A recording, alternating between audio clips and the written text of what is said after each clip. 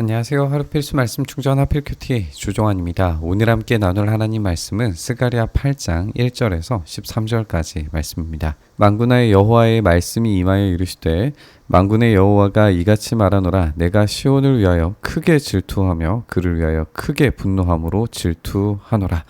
여호와가 이같이 말하노라. 내가 시온에 돌아와 예루살렘 가운데 거하리니 예루살렘은 진리의 성읍이라 일컫겠고 만군의 여호와의 산은 성산이라 일컫게 되리라.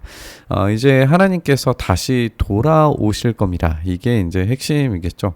우리가 앞서서 지적을 했던 것처럼 이스라엘은 포로로 끌려갔다가 다시 되돌아왔습니다. 그런데 이 되돌아온 이스라엘 백성들이 성전을 짓고 그리고 하나님의 명령을 지키고자 노력할 때에 하나님께서는 다시 돌아오실 거예요. 하나님이 다시 돌아오셔야 진정으로 완전한 예루살렘이 될 겁니다. 만약에 이들이 하나님의 말씀을 온전히 순종하지 않고 하나님이 돌아오시지 않는다면 성전, 그 건물을 세우는 것만으로는 다시 돌아옴을 경험했다라고 말할 수 없을 겁니다. 그래서 주님께서 이 돌아오시겠다라고 하는 약속이 있기 때문에 이들은 그 말씀대로 순종하면서 살아가야 할 거예요.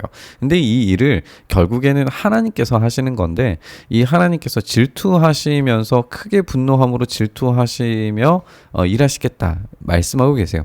여기에서 이 질투는 하나님께서 그 열심을 가지고 최선을 다해서 이 일을 이루시고야 말겠다라고 하는 것을 말씀하시는 것을 보게 됩니다. 우리가 이전 장면에서도 함께 살펴봤었지만 하나님께서는 이 분노를 거두시고 이제 회복하기를 원하세요. 그 회복하는 것에 있어서 하나님의 그 열심이 이 질투를 통하여 이 사랑을 뛰어넘는 이 질투를 통하여 죽음을 각오한 뛰어넘는 그런 질투로 하나님께서 반드시 이 일을 성취하시고 말 겁니다. 이 성읍이 진리의 성읍이라고 일컫게 되리라 라고 이야기되고 있는데 우리가 금식에 대해서 이야기하면서 종교적인 행위가 중요한 것이 아니라 진리와 사랑으로 행위하는 것이 중요하다라고 하는 점을 지적을 했었는데 그 부분이 계속 이제 강조가 될 거고 내일 본문에서도 다시 한번 등장하게 될 겁니다. 만군의 여호와가 이같이 말하노라. 예루살렘 길거리에 늙은 남자들과 늙은 여자들이 다시 앉을 것이라. 다 나이가 많음으로 저마다 손에 지팡이를 잡을 것이요 성읍 거리에 소년과 소녀들이 가득하여 거기에 뛰놀게 되겠다라고 이렇게 말씀하고 계세요. 여기에서 이 진리의 성읍이라고 일컫겠다라고 하는 것과 여기에 길거리에 늙은 남자들, 늙은 여자들, 소년, 소녀들이 뛰어노는 것이 다 같이 연결되어져 있다라고 하는 점을 우리가 생각을 해봐야 해요. 왜냐하면 그 장면에서도 우리가 금식 이야기하면서도 나눴었던 게 뭐냐면 하나님께서 이 진리로 재판하고 그 다음에 이 사랑, 인애로 사랑을 베풀어야 된다라고 하는 점을 말씀하셨어요. 이때 여기 늙은 여자들과 늙은 남자들, 소년과 소녀들은 가장 취약계층이라고 보면 될 겁니다. 이 취약계층들이 서로 이제 다시 앉게 되고 지팡이를 잡게 되고 뛰노는 장면을 우리가 보게 되면서 이들이 안전하게 머물 수 있는 그리고 활력을 되찾아가는 그런 도성으로 변하게 된다는 걸 우리가 볼 수 있게 되죠. 그래서 이전에 말씀하셨던 것들이 성취된 상태에서의 예루살렘이 어떠한 모습이 될 것인가를 보여주시는 것으로 우리가 읽을 수 있습니다. 그 진리의 성읍이 되었을 때에 그 모든 가난하고 연약하고 아무런 힘이 없는 자들조차도 쉴 곳을 그리고 뛰놀 수 있는 곳을 가질 수 있게 되는 모습을 우리가 읽게 됩니다. 만군의 여호와가 이같이 말하노라. 이 일이 그날의 남은 백성의 눈에는 기이하려니와 내 눈에야 어찌 기이하겠느냐. 만군의 여호와의 말이니라. 이런 일들이 벌어졌을 때 이전에 예루살렘은 완전히 황폐한 곳이었고 미래가 없다라고 보여진 곳이었는데 이 도성이 찬란한 역동적인 모습을 가지고 하나님께서 임재하신 공간이 되었단 말이죠. 그러니까 이런 공간이 된 것이 남은 백성들의 눈에는 기이하게 생각할 만큼 와, 이 일이 어떻게 된 거지? 라고 생각하겠지만 하나님께서는 그 질투와 열심으로 최선을 다해서 이루셨기 때문에 하나님의 계획 안에 반드시 이 일이 성취되고야 말 것이다 라고 하는 것을 말씀하십니다. 만군의 여호와가 이같이 말하노라. 보라, 내가 내 백성을 해가 뜨는 땅과 해가 지는 땅에서부터 구원하여 내고, 히브리적 표현으로 A에서 B까지라고 하는 것은 그 모든 것을 포함하는 곳이라고 읽어야 되는데, 그렇다면 해가 뜨고 지는 그 모든 땅, 그러니까 온 세계 가운데에서 하나님의 백성을 모으신다라고 하는 것을 우리가 알 수 있죠. 인도하여다가 예루살렘 가운데 거주하게 하리니 그들은 내 백성이 되고 나는 진리와 공의로 그들의 하나님이 되리라. 하나님께서는 진리와 공의로 다스리시는 왕이 되실 겁니다. 그리고 진리와 공의로 다스리시는 하나님이 되셨을 때에 그 땅에는 사랑과 인애로 가득 찬 도시가 되겠죠. 그 놀라운 하나님의 사랑과 인애가 풍성하게 제공되고 진리와 공의가 다스리는 그 도시가 되는 것을 하나님의 열심히 반드시 이루시고야 말 거다라고 하는 것을 우리에게 이야기해 주고 계십니다. 만군의 여호와가 이같이 말하노라. 만군의 여호와의 집 곧 성전을 건축하려고 그 지대를 쌓던 날에 있었던 선지자들의 입의 말을 이날에 듣는 너희는 손을 견고히 할지어다 라고 이렇게 되어져 있어요. 지금 이 성전을 건축하는 과정이 사실 결코 쉽지 않다라고 하는 점을 우리가 생각을 해와야 됩니다. 우리가 이전 본문에서 확인을 했던 것처럼 성전이 다리우스 2년에 시작이 되었고 6년에 완공이 되었는데, 지금 환상을 보고 이제 이 지금 이야기가 이어져 나가는 이 과정들이 지금 4년째 벌어지고 있었단 말이죠. 그러니까 성전이 만들어져 가고 있기는 하지만 아직 완성의 때가 오지 않았어요. 여기에 무엇을 채워야 하는가에 대한 질문을 나눴었고, 그 질문의 답이 이 진실과 인애로 채워야 된다라고 하는 점을 우리가 계속 강조해 오고 있는 거예요.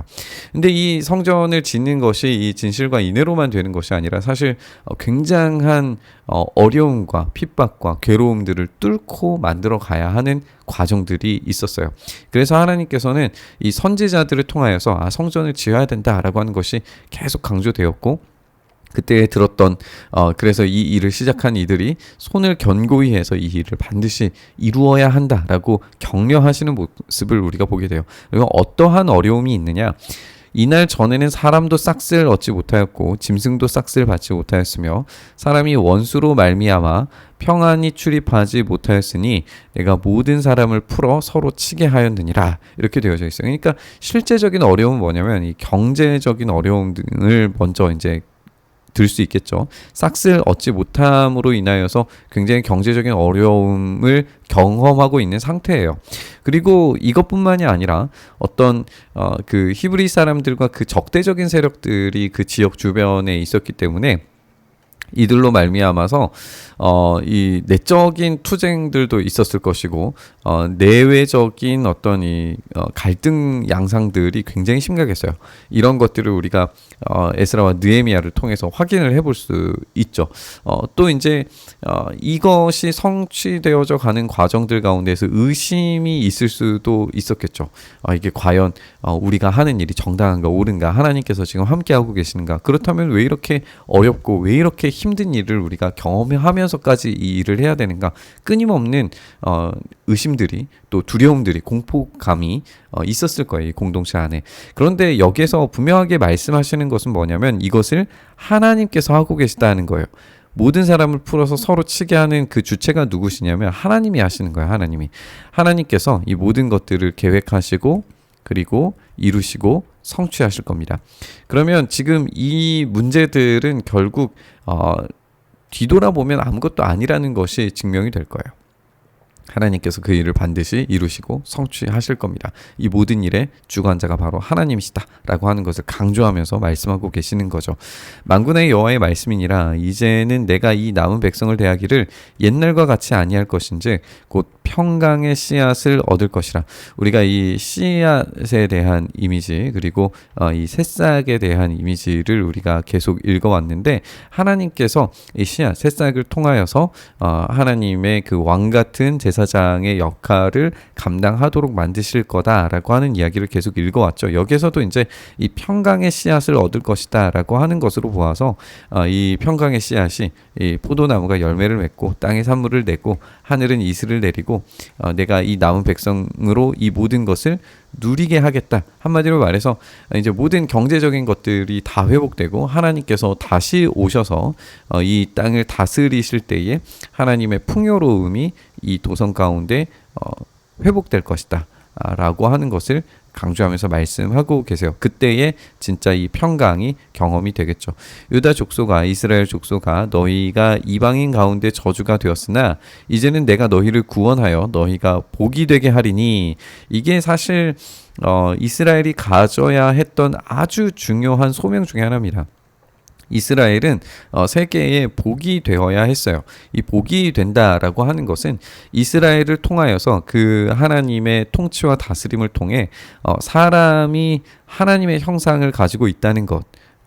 이것이 굉장히 그 고대 근동에는 중요한 굉장히 차별화된 이야기였기 때문에 하나님의 형상을 회복할 수 있다라고 하는 것과 또 이 인애와 진리로 다스리는 나라가 가지고 있는 그 강력한 힘이 무엇인가를 주변 국가로 알도록 만들어줬어야 했어요. 그게 이 복이 되는 것이고 그 풍요로움을 그 안에서 경험할 수 있도록 만드시겠다는 거였어요. 그런데 이스라엘이 이것을 하지 못한 거죠. 하나님의 형상을 회복하기는커녕 하나님의 형상을 파괴시키는 일을 했고 인애와 진리를 버리고 종교를 만들어낸 것이 이스라엘의 크나큰 잘못이었습니다. 이것이 이제 회복되어서 너희가 복이 되게 만드시겠다라고 이야기하시는 거죠. 그래서 두려워하지 말지니라 손을 견고히 할지니라 라고 하면서 이 성전 만들기를 두려워하지 말고 끝까지 하라 라고 하시는 말씀을 우리가 읽을 수 있습니다. 우리가 함께 살펴본 것처럼 성전을 만드는 일이 중요한 게 아니라 결국에는 그 성전에 임하셔서